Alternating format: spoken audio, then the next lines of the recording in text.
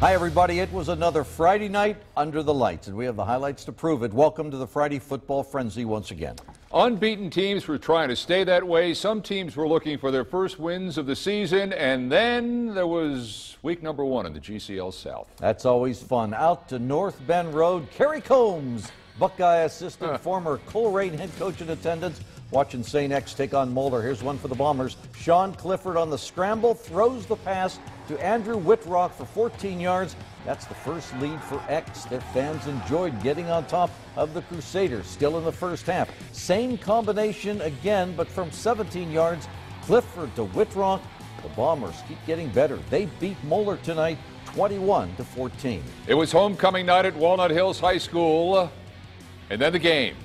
The Eagles against Turpin, both teams unbeaten before tonight. Walnut Hills quarterback Solomon Cummings airing it out. And Marcus Bolden comes up with a very good catch. But defense ruled much of the first half of this game. Turpin's Sammy Myers in the sack on Cummings.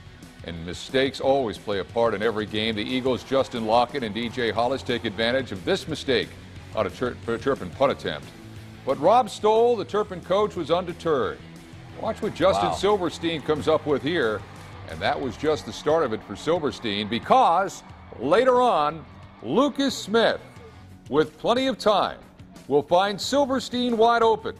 And this covers 67 yards and results in a Turpin touchdown, 7-0 Spartans. And then it was Will Housefield who will do the rest on this evening on the ground, taking the pitch and finding the end zone. And it's the Spartans who remain unbeaten, 20-0. Dakota West High School Fairfield, second in the GMC, took on the winless Firebirds. The opening kickoff on the second half, and this is Fairfield's Tamir Boykin staying on his feet long enough to set the Indians up inside Firebirds territory. And from there, James Mitchell barrels into the end zone for another Fairfield touchdown. The Indians were up 22-7. Later in the half, West had held Fairfield. It forces the Indians to punt from their own end zone. But on the return, the Firebirds' Raekwon Williams fumbles. It's scooped up by the Indians' Josiah Scott, who takes it all the way the other way for a Fairfield touchdown, and the Indians roll. 29-7 is the final.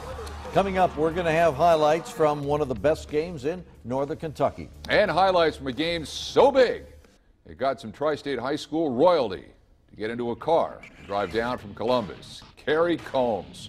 He's all over the place tonight, the quintessential high school football coach. Sorry.